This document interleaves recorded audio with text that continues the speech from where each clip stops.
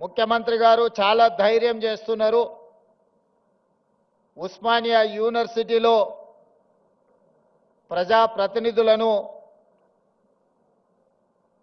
రాష్ట్ర మంత్రివర్గాన్ని లేదా ముఖ్యమంత్రి గారిని అడ్డుకునే ఒక చరిత్ర ఉన్నది. మీరెందుకు ధైర్యం చేస్తున్నారు అని నన్ను అడిగారు. అంటే వారికి ఒక్క మాట చెప్పిన, నాది ధైర్యం కాదు, నాది అభిమానం. మా సోదరులు,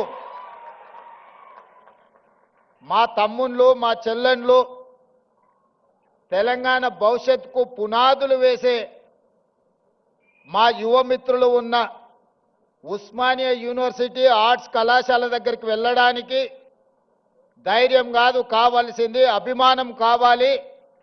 గుండెల నిండా అభిమానాన్ని నింపుకొని ఈనాడు ఈ ఆర్ట్స్ కళాశాల ముందు నిలబడి మన భవిష్యత్ ప్రణాళికలను రచించుకోవడానికి నేను ఇక్కడికి రావడం జరిగింది.